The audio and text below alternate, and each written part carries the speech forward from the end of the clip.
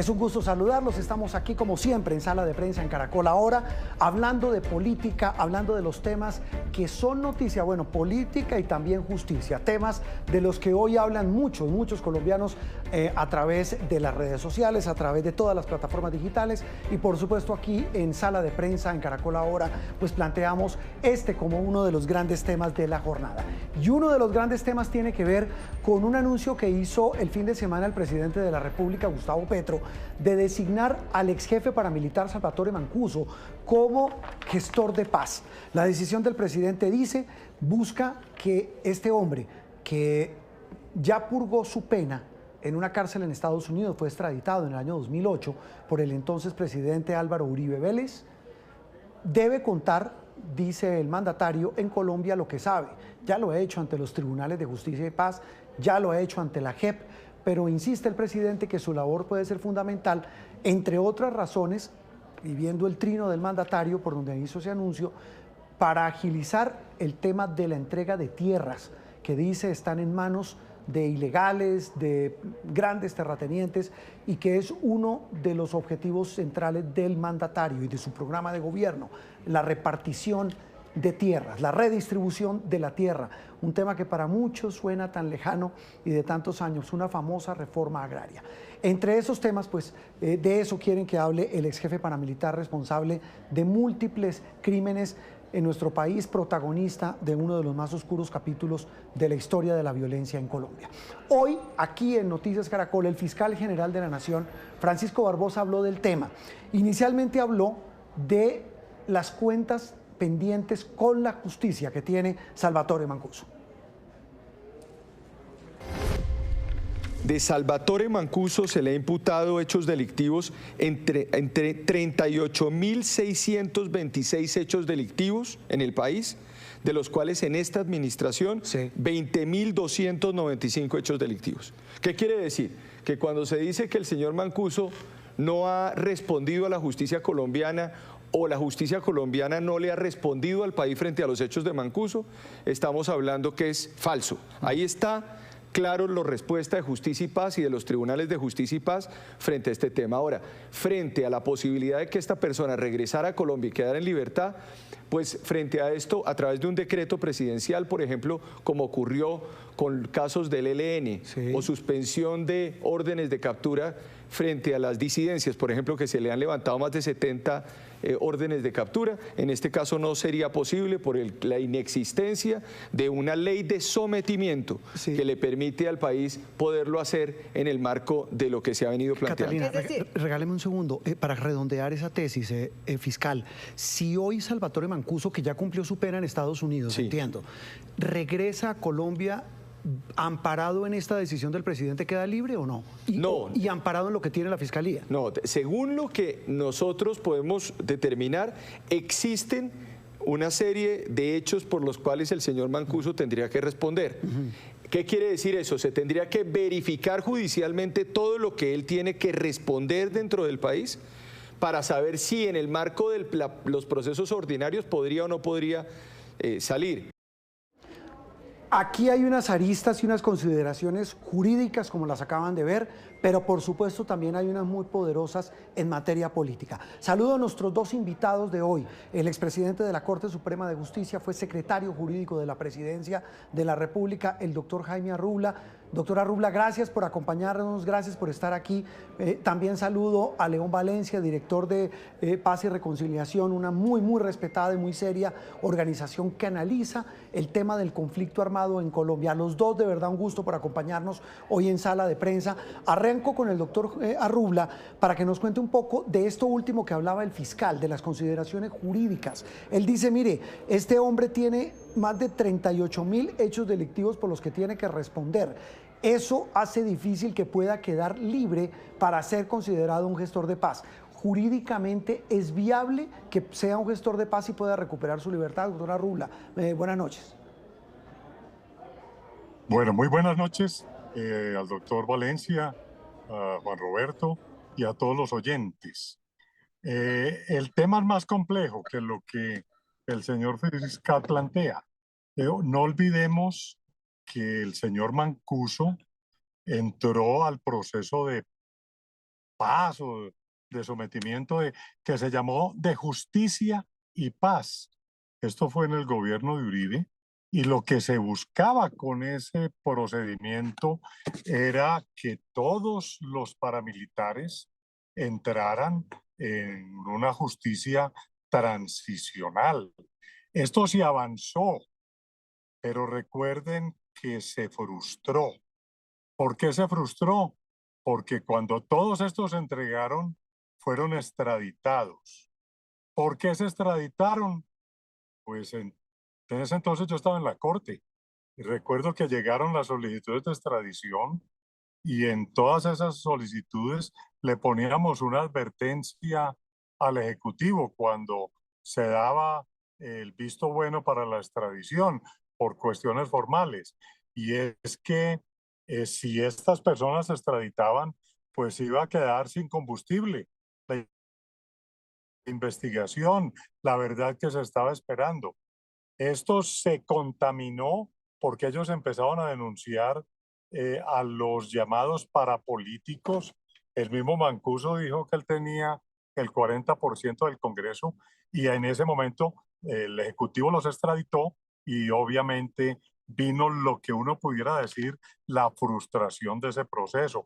Claro que en ese proceso había mecanismos de gestoría de paz, y hay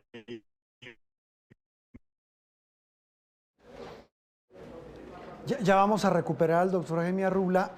Voy con usted, León, para que nos ayude a compartir su impresión sobre esto que mencionaba el ex magistrado Arrula. El doctor Arrula dice, mire, el Mancuso, Salvatore Mancuso estuvo en un proceso de justicia y paz. Decía yo que estuvo también ante la JEP. ¿En qué cambia que hoy el gobierno de Gustavo Petro decida nombrarlo gestor de paz? ¿Cómo lo ve usted, la lectura que usted hace de una intención que dice el presidente seguir buscando la verdad? Pues lo que ha dicho Petro y lo que ha respondido Salvatore Mancuso es claro, digamos. Petro quiere darle continuidad al proceso de paz con los paramilitares que él considera que se interrumpió, como también lo considera Mancuso por la extradición de los 14 jefes de ese paramilitarismo. Eso es interpretado de dos maneras. Una, por el presidente Uribe, dice que le estaban incumpliendo el proceso de paz, estaban delinquiendo desde las cárceles.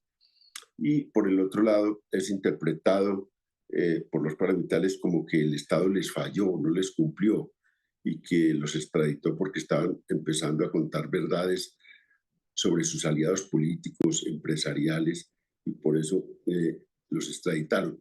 Ese es el primer objetivo, darle continuidad a ese proceso que está interrumpido. Y el segundo es que Petro cree que Salvatore Mancuso puede contribuir a la desmovilización, al desarme y a la salida de los negocios ilegales por parte de los herederos de los paramilitares, que son el Clan del Golfo y una multitud de organizaciones ligadas al narcotráfico, y que aún hoy esa sombrilla que tienen los paramilitares viene de allí, viene de ese proceso anterior, que muchos de ellos lo que se quedaron después del incumplimiento son los jefes ahora de estos grupos nuevos que aparecen en el panorama nacional. Y entonces, con esos dos propósitos, Petro toma una salida audaz y es, vengan, terminemos el proceso con ustedes, legitimemos su proceso anterior, que el Estado les cumpla, y por el otro lado, ayuden ahora a hacer la paz total. Y ese es pues el gran propósito de Petro. Vamos a ver si lo logra. Pero lo que ha dicho Mancuso en su comunicación de hoy es que entiende lo mismo y llama no solo a un proceso individual de él, sino llama a todos sus excompañeros a colaborar con la paz total de Petro, lo que indica que hay una sintonía tanto del que propone, en el caso Petro, como el que acepta ese nuevo papel y esa nueva oportunidad. Así la llama Petro y así la llama también Mancuso, una nueva oportunidad para el proceso anterior que fue interrumpido y que, digamos, dejó un 80% de los mandos de los paramilitares viejos por fuera del proceso de los mandos medios y fueron los que volvieron a armarse y volvieron a construir estos grupos. Sí, es una nueva oportunidad, me parece interesante la reflexión que hace León. Recuperé al doctor Arrubla, que redondeaba su tesis. León Valencia habla, doctor Arrubla, de una nueva oportunidad de darle continuidad a ese proceso que se interrumpió cuando los extraditaron, lo que usted contaba. Pero quisiera volver al plano jurídico, doctor Jaime. En ese plano, ¿qué obstáculos y qué oportunidades en materia jurídica y qué salida se le ve a que el señor Mancuso sea un gestor de paz y una persona que facilite tanto contar la verdad, como lo decía León, verdades que todavía falta por conocer, pero también que responda por los casi 38.000 hechos delictivos, como lo dijo esta mañana el fiscal aquí en Noticias Caracol? Sí, efectivamente, el presidente de la República toma una decisión audaz al nombrarlo gestor de paz en una forma muy amplia, porque primero de todo advierte que ese intento de paz con los paramilitares quedó en suspenso, y segundo porque hay un nuevo proceso que se está adelantando buscando lo que el presidente ha llamado la paz total. Yo diría que en ambos hay mecanismos, tanto en el primer proceso como en el que se hicieron con las FARC, como en el que se está adelantando ahora con esa nueva ley de orden público modernizada. El presidente lo nombra gestor y le corresponderá a las autoridades judiciales que lo tienen vinculado tomar la decisión si él puede o no ser gestor de paz. Yo creo que sí, a diferencia de lo que opinó el fiscal, que el fiscal se refirió, fue a la última diciendo que tenía que hacer parte de grupos alzados en armas de carácter político.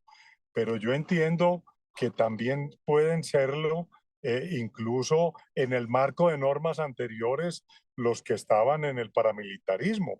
Y no nos olvidemos que es que aquí hay unos hilos muy delgados. Si el paramilitarismo tenía una intermediación, una gestión o una colaboración con las fuerzas militares, incluso podría quedar bajo Lo perdí, doctor Jaime, preciso en una afirmación importante, León, pero si le entiendo mientras recuperamos al doctor Arrubla, estamos hablando de algo que uno llama cabos sueltos, que quedaron cuando se fue el señor Mancuso, pero me surgió una duda. Salvatore Mancuso, y usted me corregirá, usted conoce más del tema que nosotros, ha dicho desde lo divino hasta lo humano, desde una cárcel en Estados Unidos, ha comparecido en Justicia y Paz, ha comparecido ante la JEP, ha salpicado a medio mundo. ¿En qué cambia que llegue a Colombia a ser gestor de paz para seguir contando, como usted dice, verdades que quedaron interrumpidas cuando lo extraditaron? Lo que hace Petro es una cosa impresionante, que es legitimar la vocería de Salvatore Mancuso en un nuevo contexto de la vida nacional. Y fíjense cómo es de paradójico todo, Juan Roberto, en la vida colombiana. Hace 20 años, todos los que hoy critican la posibilidad de que Salvatore Mancuso sea gestor de paz, apoyaron de manera irrestricta el proceso de paz que inició el presidente Uribe con los paramilitares, contra viento y marea, porque además en la arena internacional y en la arena nacional había una crítica muy dura a eso y toda la derecha apoyó eso. Los que hoy critican esta nueva cosa de Petro, digamos, sustentaban a diestra y siniestra, lo trajeron al Congreso, a Salvatore Mancuso. Tenía las principales, digamos, entrevistas, salía en portada de semana, era un personaje político muy fuerte y bueno, y la izquierda, por el contrario, eran los críticos enormes de ese proceso. Eso, pues, oíamos a Petro, oíamos a Iván Cepeda, oíamos a todos los defensores de derechos humanos del país poniendo el grito en el cielo por todas las prerrogativas que le estaban dando a los paramilitares y por meterlos en una negociación que en principio se concibió como una negociación política por el presidente Uribe y su comisionada de paz Restrepo. Y hoy esa izquierda que criticaba es la que viene a darle la mano a Salvatore Mancuso y a ponerlo como, y a legitimarlo como un interlocutor de la paz de Colombia en la actualidad. Y eso pues es una cosa, una voltereta de la historia muy brava, es una cosa muy distinta a lo que ocurre ahora en Colombia.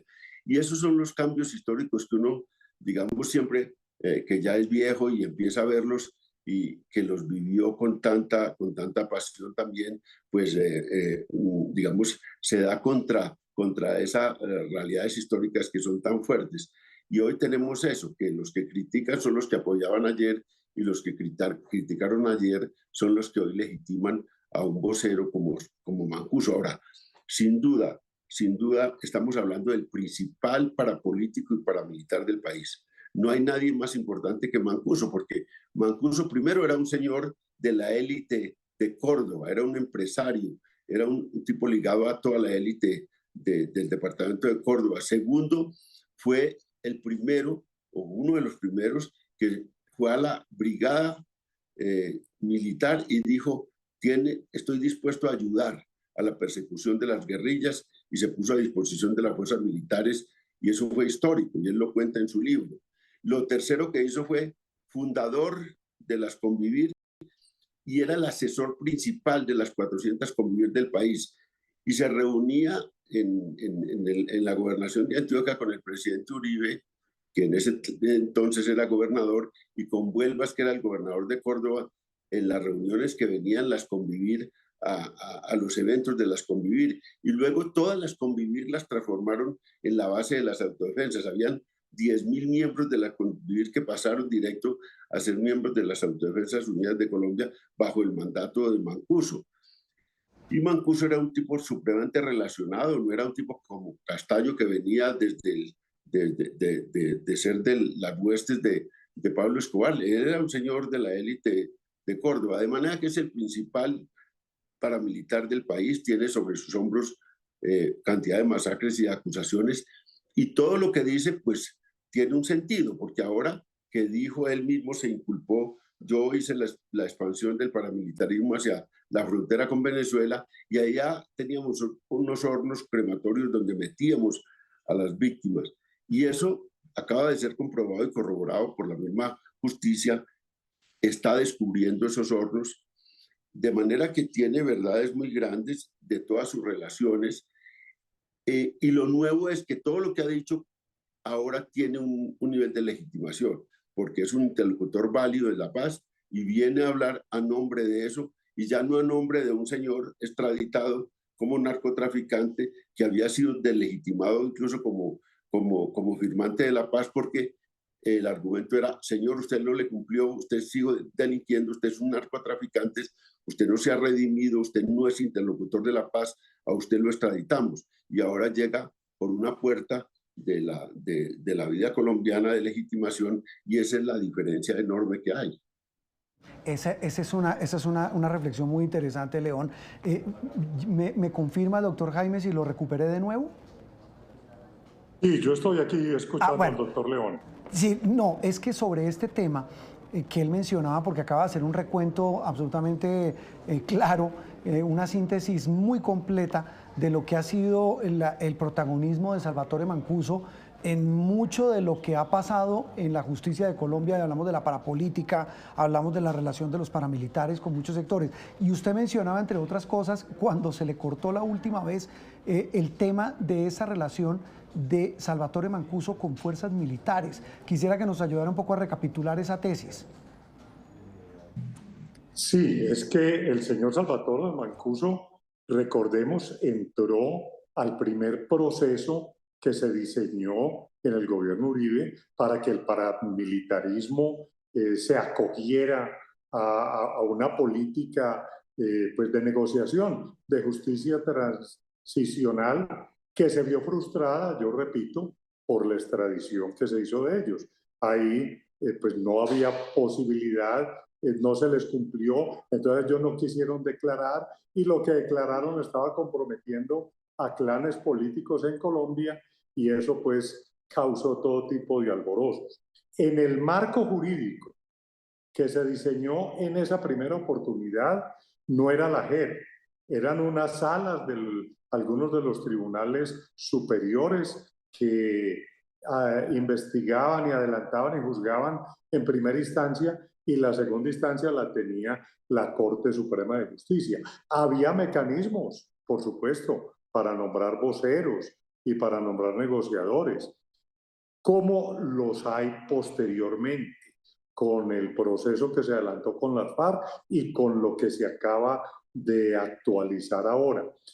¿Quién pide o designa negociador o vocero o gestor de paz, como es en el caso de Mancuso? El presidente de la República. Pero la decisión de aceptarlo o no corresponde a la autoridad judicial que lo tiene requerido o procesado. El hecho de que él sea designado gestor de paz no cesa la acción penal contra los delitos. Otra cosa es que en el proceso respectivo se den prebendas, rebajas o se incline por una justicia restaurativa, que es lo que se ha venido haciendo en Colombia. En este caso a ellos se les prometió en su época que no iban a ser penas mayores de 8 años. Antes iban a ser incluso menores. No iba a haber pena. Era simplemente un saludo a la bandera. Fuimos nosotros en la Corte Suprema de Justicia los que fuimos al Congreso y llegamos a una conclusión de que de todas maneras hubiera una pena por aquello de que tenía que haber justicia. Pero eso ya será lo que se irá a tomar ahora. Ahora, ante la solicitud del presidente, le tocará a los jueces que lo están requiriendo. Eso le iba a preguntar. ¿Es a un juez al que le tocaría tomar esa decisión? Sí, le tocaría a los jueces o al fiscal si es que está adelantando investigaciones. Yo creo que esto ya salió de la fiscalía. Muchos de estos procesos ya están en el conocimiento judicial, en esos tribunales de justicia y paz. Será a ellos los que... Ahora, eso no es discrecional. Eso es cumpliendo los parámetros legales. Y los parámetros legales es que sean actores de este conflicto armado. Y como lo decía León Valencia, si alguien es ese protagonista de este conflicto armado en todas sus expresiones, es Salvatore Mancuso. Pero mire una cosa, y voy con León, el fiscal nos dijo hoy aquí, mire, y ustedes lo acaban de escuchar, hay más de 38.000 hechos delictivos que relacionan a Salvatore Mancuso. El fiscal puede decir, mire, siguen vigentes, están vivos, y él aquí dijo, él no puede ser un gestor de paz y no puede recuperar su libertad. Entiendo, el tema es jurídico, León, pero también, si les entiendo, pasa por el matiz de la política, de una decisión política, además de la judicial.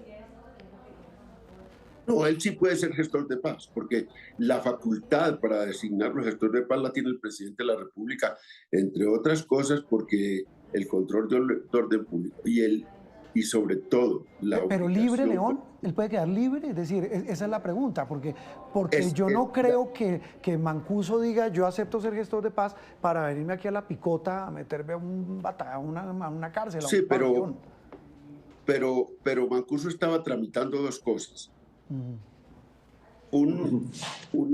Digamos, un exilio, un exilio en Italia para no llegar a Colombia a responder por todos sus procesos, y estaba buscándolo con el argumento de que ya había pagado la cárcel en Estados Unidos y con el argumento de que aquí corría el riesgo su vida.